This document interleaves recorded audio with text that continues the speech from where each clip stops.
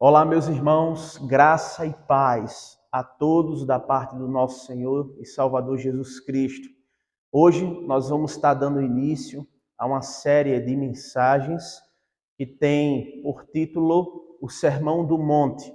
A nossa proposta é que a partir dos próximos domingos estaremos aqui expondo para os irmãos o Sermão do Monte. Compreende aí os 3 capítulos de Mateus, o 5, o 6 e o 7. E hoje o nosso tema é Bem-aventurados os humildes de espírito, porque deles é o reino dos céus. Convido você a abrir sua Bíblia no Evangelho de Mateus, capítulo 5, a partir do versículo 1, que diz assim: Vendo Jesus as multidões, subiu ao monte, e como se assentasse, aproximaram-se os seus discípulos.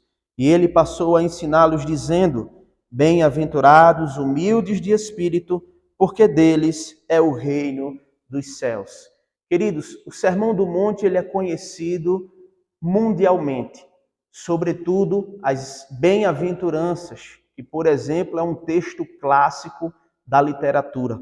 Jesus, aqui, ele está expondo as Escrituras e nesse texto do Sermão do Monte, ele trata sobre a boa convivência com Deus, a boa convivência com o próximo e a boa convivência consigo mesmo.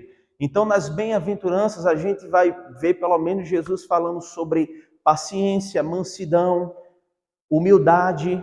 Jesus ele vai falar sobre os limpos de coração, os pacificadores, mas hoje nós queremos começar falando sobre os humildes de espírito. A primeira coisa que nós precisamos entender, irmãos, é que a palavra bem-aventurados é uma palavra grega, makairos, que significa feliz ou abençoado. É a felicidade do coração que está em paz com Deus. Portanto, o que Jesus está tratando aqui nas bem-aventuranças é tudo aquilo que a gente precisa ser e fazer para sermos uma pessoa feliz, para que a gente venha a ter prosperidade na vida, não prosperidade financeira, mas prosperidade consigo mesmo, paz no coração. E a primeira bem-aventurança que ele trata aqui é os humildes de espírito. O que é humildes de espírito? A palavra humildade significa a qualidade das pessoas que agem com simplicidade, que assumem responsabilidade sem arrogância, sem prepotência ou soberba. Toda pessoa humilde, ela não carrega consigo esses 3 caráteres: arrogância, prepotência e soberba. O que Jesus está nos dizendo aqui, irmãos, é que essas pessoas são humildes e, portanto, delas são o reino dos céus. Em outras traduções, você vai ver que, por exemplo, Jesus ele começa esse texto dizendo: Bem-aventurados os pobres de espírito. E muitas pessoas têm entendido errado esse texto, porque pobreza aqui não tem a ver com pobreza material. A palavra pobre aqui não é sinônimo de ausência de bens materiais. A gente costuma muitas vezes a chamar, uma pessoa que mora numa casinha, que vive com dificuldades de bens materiais, a gente costuma a trazer uma conotação para essa pessoa de uma pessoa humilde.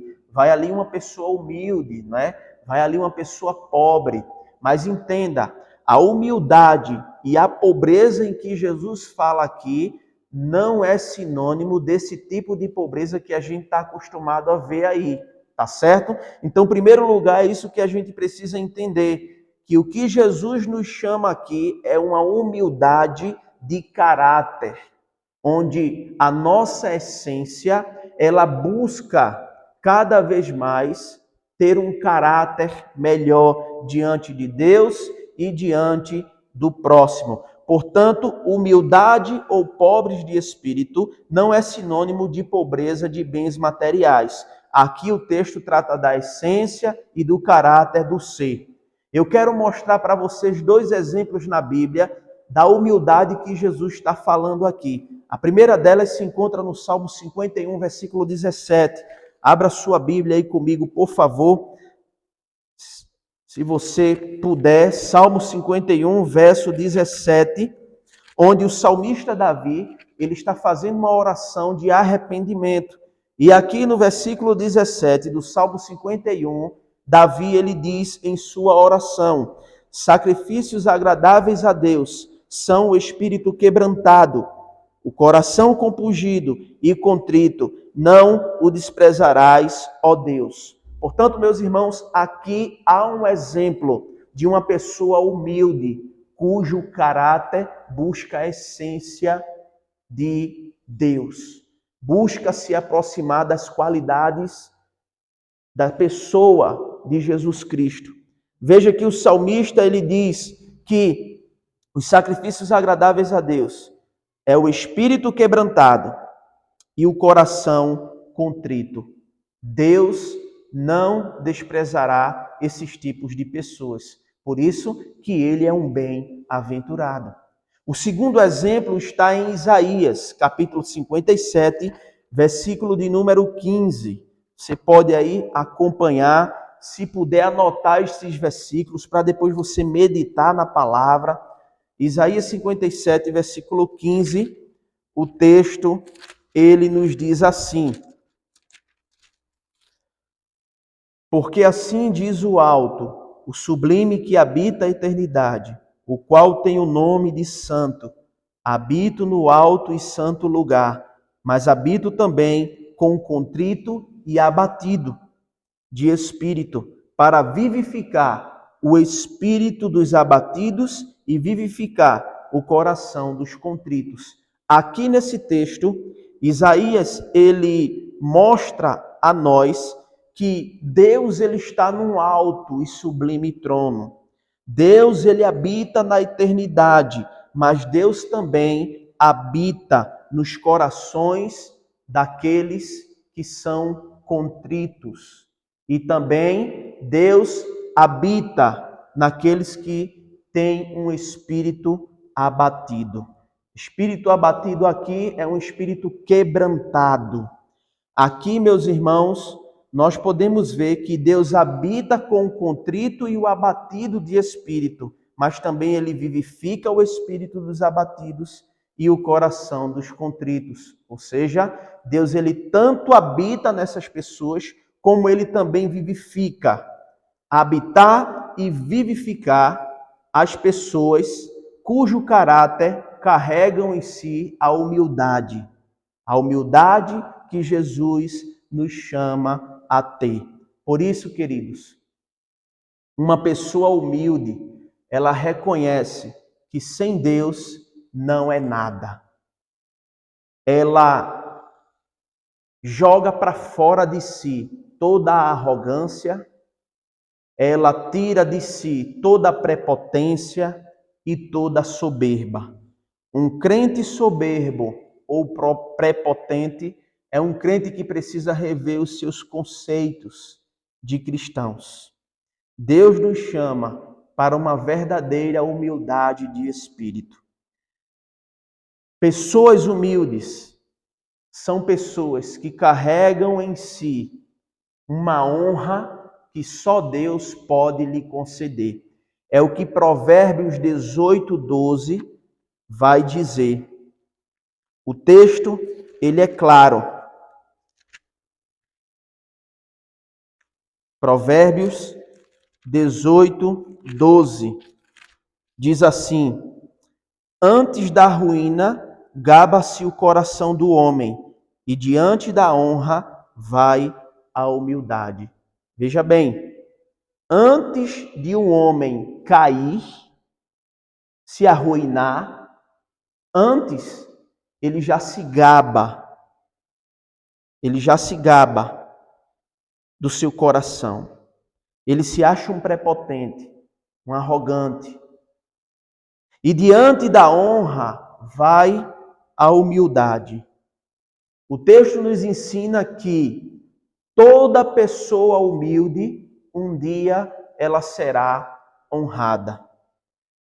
Provérbios 15:33 nos diz que o temor do Senhor é a instrução da sabedoria e a humildade precede a honra. Veja que o temor do Senhor, a reverência ao Senhor, o respeito a Deus, o conhecimento de Deus e de sua palavra é a instrução da sabedoria. E sabedoria é diferente de conhecimento. Tem muitas pessoas que conhecem muitas coisas, mas não têm sabedoria. Toda pessoa sábia, ela conhece, mas nem todas que têm conhecimento são sábias. É diferente. E o texto nos diz que a humildade precede a honra, ou seja, toda pessoa humilde um dia será honrada. Por isso que Jesus ele diz: bem-aventurados, felizes são os humildes de espírito, porque deles é o reino dos céus. Ou seja, um dia vocês serão honrados com a presença do Pai no lar celestial. Primeira carta de Pedro, capítulo 5, versículo 6. Pedro, ele nos exorta a nos humilharmos sob a poderosa mão do Senhor, sabendo de que um dia ele nos exaltará. Primeira carta de Pedro, capítulo 5, versículo 6, o texto diz assim: humilhai-vos, portanto, sobre a poderosa mão de Deus, para que ele, em tempo oportuno, vos exalte. Aqui, meus irmãos, a gente precisa entender o seguinte, preste atenção. Muitas vezes a gente ouve a frase, não é? Os humilhados serão exaltados. Isso é um jargão que é dito por aí, principalmente pela teologia coach. Mas em momento nenhum a Bíblia diz que os humilhados serão exaltados. O que a Bíblia diz é aquele que se humilha. E aqui é uma humilhação de dentro para fora e não de fora para dentro. Aqueles que se humilham serão exaltados. A palavra está clara aqui. Humilhai-vos sobre a poderosa mão de Deus, para que ele em tempo oportuno vos exalte. Aqui, meus irmãos, Pedro nos ensina que, se nos humilharmos debaixo da poderosa mão do Senhor, um dia seremos exaltados. A humildade, ela precede a honra. E aqui nós temos o maior exemplo de uma pessoa humilde, que foi o nosso Senhor Jesus. Ele é a expressão da verdadeira humildade de espírito. No Evangelho de João, capítulo 13, Jesus ele nos dá uma grande lição de humildade.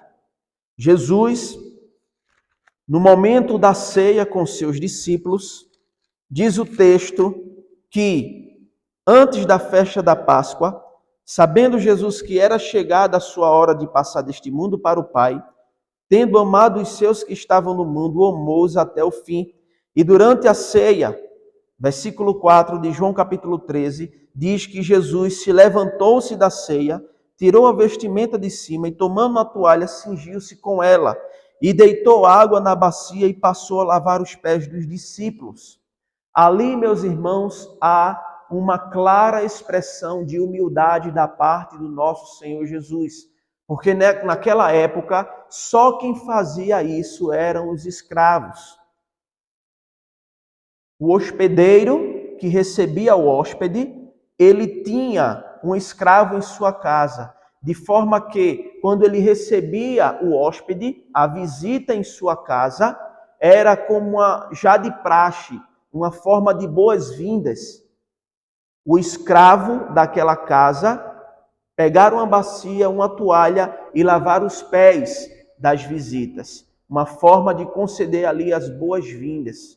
Jesus ele se torna como um escravo nesse momento, dando o exemplo de maior humilhação e humildade diante dos seus discípulos. O texto continua dizendo que ele lava os pés dos discípulos, não é? O próprio Pedro se levanta e diz: Senhor, tu me lavas os pés a mim, nós é que temos que lavar a ti. Mas aí o próprio Senhor Jesus diz: Pedro, se eu não vos lavar os pés, tu não tem partes comigo. E o texto continua dizendo, não é? No versículo 9, que Pedro lhe pediu: Senhor, não somente os pés, mas também as mãos e a cabeça toda. Pedro é aquele 8 ou 80, né? Ele não queria que lavasse os seus pés. Depois, já queria que lavasse o corpo todo. E aí Jesus chega para ele e diz: ó, Pedro, é só os pés. Fica tranquilo. Pedro é aquele 8 ou 80. E aqui, meus irmãos, Jesus ele lava os pés dos discípulos. Nesse lavar dos pés, há um ensino de espiritualidade aqui presente, contido no texto. Ali há um ritual de purificação, ali há um momento de comunhão, ali há um momento de espiritualidade e ali há um momento de serviço. O que Jesus quer ensinar aos seus discípulos é exatamente uma atitude de serviço de uns para com os outros. No verso 12 a 15, Jesus ele disse: se eu sou mestre de vocês e Senhor, e vos lavei os pés, vocês devem também lavar os pés uns dos outros. Sabe por quê? Porque toda pessoa humilde ama servir ao próximo. Toda pessoa humilde ama servir ao próximo. E aqui Jesus nos deu o exemplo, amando os seus discípulos e servindo a Ele. Como diz o Evangelho de Marcos, capítulo 10, verso 45, o Filho do Homem não veio para ser servido, mas ele veio para servir e dar a sua vida em resgate de muitos. Esse é o nosso Senhor Jesus, que nasceu, cresceu, viveu como homem, sentiu dor, sofreu, chorou, se alegrou, morreu, mas ao terceiro dia ressuscitou, nos dando o exemplo de humildade, de superação, de se humilhar e de se exaltar. E aqui nós podemos ver que viver a vida sem humildade é viver colocando em risco a sua própria vida e o seu próprio caráter. Se Jesus viesse a este mundo, irmãos, e não tivesse tido uma vida de humildade, ele não poderia ser Jesus de Nazaré. Ele não deveria ter nascido, melhor dizendo, numa manjedoura. O nosso Senhor Jesus, ele já começou a ser uma pessoa humilde em seu caráter, em sua essência, desde o seu nascimento. E é isso que ele nos ensina, a sermos pessoas humildes, que servem umas às outras em amor. Provérbios capítulo 16, verso 18, nos diz o seguinte. Provérbios 16, verso 18, diz assim: a soberba precede a ruína, e a altivez do espírito a queda. Verso 19, melhor é ser humilde de espírito com os humildes do que repartir o despeso com os soberbos. Olha o que o texto está dizendo, preste atenção.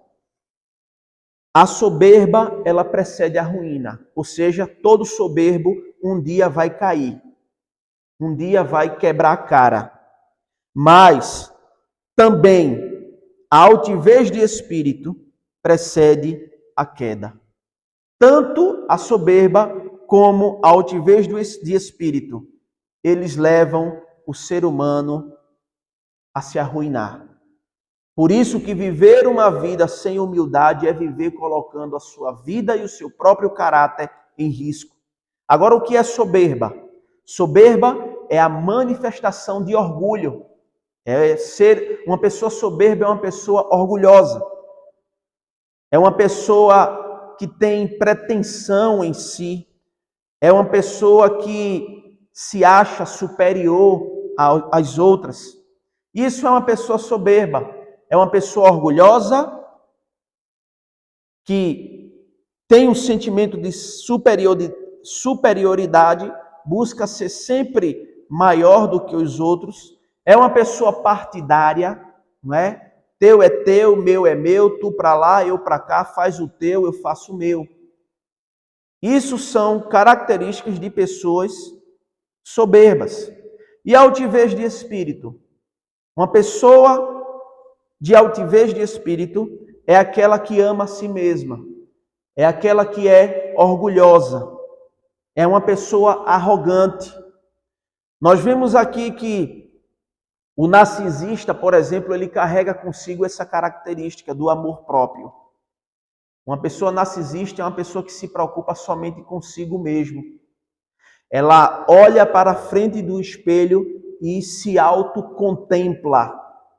Ela idolatra o seu próprio corpo, a sua própria imagem. Busca tudo para si.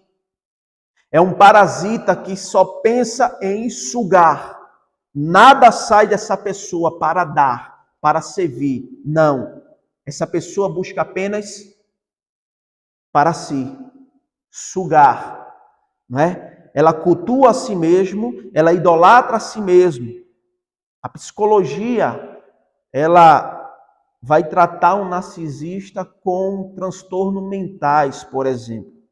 Sendo que aqui a gente precisa ter cuidado, queridos, porque cultuar a si mesmo, cultuar a própria imagem, não se resume a transtornos mentais, mas a um pecado que talvez você carrega na sua vida.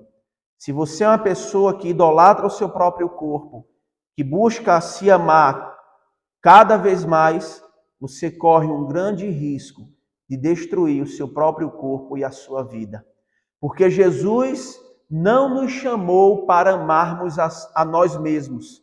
Jesus nos chamou para negarmos a nós mesmos. Ele disse: quem quer vir após mim, negue-se a si mesmo, tome sua cruz e siga-me. Portanto, uma pessoa narcisista é uma pessoa que está com o coração inclinado para os seus desejos pecaminosos. É uma pessoa que está fora do centro da vontade de Deus.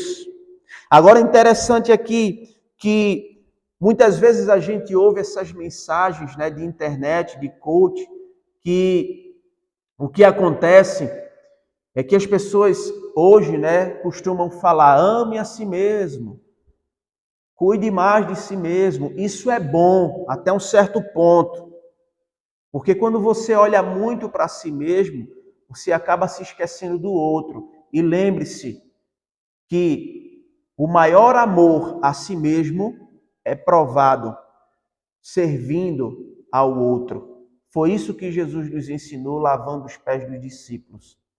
Por isso que ele disse: os 2 mandamentos são esses: ame a Deus com todo o teu coração, com toda a tua alma, com todo o teu intelecto, e ame ao próximo como a ti mesmo. A ideia é que a gente já se ama e não precisa mais se amar, porque você vai acabar caindo no pecado da idolatria de si mesmo. Então a ideia aqui é amar ao próximo como a ti mesmo, é se doar. Foi se doando que Jesus ele viveu. Foi matando a si mesmo que ele nos trouxe vida. E é assim que nós devemos seguir, viver uma vida amando ao próximo e não buscando ser um narcisista que busca apenas os interesses pessoais. É interessante porque, tratando um pouco da psicologia, é incrível como as pessoas têm transformado os problemas cotidianos em transtornos mentais, né? Então, se uma pessoa come demais, é o transtorno obsessivo alimentar, né? Se a pessoa se uma criança ela come demais, é um transtorno mental. Mas a Bíblia já trata isso, é pecado. Né? E um narcisista, ele é um pecador que precisa se arrepender dos seus pecados e não cair nessa idolatria do coach, de buscar se amar cada vez mais. E aqui, essa frase não é minha, é de um médico psiquiatra chamado Alan Francis, que diz: transformamos problemas cotidianos em transtornos mentais. Esse médico psiquiatra, ele defende o quê? Que muitas das vezes a psiquiatria, a psicologia que trabalha com o comportamento humano, tem vitimizado os seus pacientes e tirando a responsabilidade, tirando a culpa de si mesmo, achando que essas pessoas vão obter, não é, uma tranquilidade, uma paz de vida. Mas não vai, porque problema espiritual se resolve espiritualmente. Problema de comportamento humano, a Bíblia trata. Então a gente precisa buscar um equilíbrio, meus irmãos, e ter cuidado com o que a gente ouve por aí e está buscando por aí. É preciso ter muito cuidado. Veja bem, Filipenses, capítulo 2, versículo 3 e 4, Paulo ele fala sobre isso. Veja que a Bíblia fala sobre isso. Filipenses capítulo 2, verso 3 e 4 diz assim: nada façais por partidarismo ou vanglória, mas por humildade, considerando cada um os outros superiores a si mesmo. Onde é que o mundo vai ouvir uma palavra dessa e vai ficar em paz? Considerar o outro superior a mim mesmo? Que coisa estranha é essa? Quando muitas vezes o que falam por aí é que você é a cabeça e não a cauda. Que história é essa? Veja que o mundo e os falsos mestres têm ensinado a vocês ensinos deturpados das Escrituras. Porque a Bíblia não diz em momento nenhum que você é cabeça e nem que você é cauda. O que a Bíblia está dizendo é que você tem que se considerar, o seu irmão em amor, não viver em partidarismo, tu para lá, eu para cá, que é meu, isso é teu, mas cada um tem que buscar considerar o outro superior a si mesmo. Isso é evangelho, mas como é difícil a gente receber uma palavra dessa. Agora veja o versículo 4, Filipenses capítulo 2, versículo 4. Não tenha cada um em vista o que é propriamente seu, senão também cada qual o que é dos outros. Veja, enquanto o mundo está dizendo isso é meu, enquanto muitos crentes têm orado, Senhor me dá, eu quero, é para mim, e muitas vezes as pessoas só têm pensado em si mesmas, Paulo nos orienta a viver em vista o que é propriamente seu. Não tenha cada um em vista o que é propriamente seu, senão também cada qual o que é dos outros.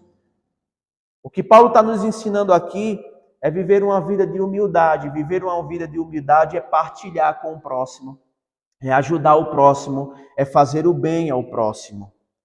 O que nós temos aqui, portanto, irmãos, é exatamente o evangelho puro em sua essência, onde nós somos chamados a viver uma vida de humildade. A.W. Pink, um teólogo, ele vai dizer, comentando esse texto da humildade, ele diz o seguinte: a pobreza de espírito é evidente em uma pessoa quando ela é levada ao pó diante de Deus, reconhecendo a sua total incapacidade. O que ele está dizendo é, resumindo, que uma pessoa humilde, ela vai ser conhecida através da sua incapacidade. Ou seja, quanto mais você diz que não sabe, mais Deus lhe enche de sabedoria. Quanto mais você se ajoelha e ora ao Senhor e se humilha perante o Senhor, mais Ele te exalta. E aqui, meus irmãos, nós aprendemos que Deus é aquele que humilha para exaltar. Deus é aquele que fere para curar. O que é que nós podemos concluir aqui? É que, como cristãos, devemos lutar até o fim para ter o mesmo sentimento que houve em Cristo Jesus. Ele é o nosso maior exemplo de humildade e superação. Filipenses 2, a partir do versículo 5, e eu concluo lendo esse texto. Convido você a ler comigo. Tende em vós o mesmo sentimento que houve também em Cristo Jesus. Pois ele, subsistindo em forma de Deus, não julgou como usurpação o ser igual a Deus. Antes, a si mesmo se esvaziou. É a doutrina da kenose, do esvaziamento. Assumindo a forma de servo. A palavra servo aqui é doulos, que quer dizer escravo. Tomando-se em semelhança de homens, tornando-se em semelhança de homens, e reconhecido em figura humana, a si mesmo se humilhou. Observe, meus queridos, que a palavra aqui é se humilhou. Ele não foi humilhado, mas ele se humilhou. E na sua humilhação, ele se tornou obediente até a morte, e morte de cruz. Enquanto as pessoas dizem, se ame, esteja à frente, busque sempre o primeiro lugar. Enquanto o mundo caminha para esse corredor, a Bíblia nos ensina, se humilhe, seja o último. Se você quer ser o primeiro, seja o último. A Bíblia, ela ensina o inverso daquilo que o mundo tem ensinado. A auto-humilhação é o resultado de um homem humilde. Jesus, ele nos deu exemplo. No versículo 9 diz o texto, pelo que também Deus o exaltou, sobremaneira ele lhe deu o nome que está acima de todo nome, para que ao nome de Jesus se dobre todo o joelho, nos céus e na terra e debaixo da terra, e toda língua confesse que Jesus Cristo é o Senhor, para a glória de Deus Pai. Aqui nós aprendemos, meus irmãos, que Deus, ele humilha para exaltar. Jesus, como homem, se permitiu ser humilhado, ele se humilhou, ele lavou os pés dos discípulos, ele falou sobre humildade, e depois o próprio Deus o exaltou. Ele morreu, mas ao terceiro dia ele ressuscitou para a glória de Deus. Que o Senhor, ele nos ajude a sermos pessoas humildes, como ele foi. E que nós, como crentes no Senhor Jesus, sejamos humildes de espírito, porque dos tais é o reino dos céus. Amém.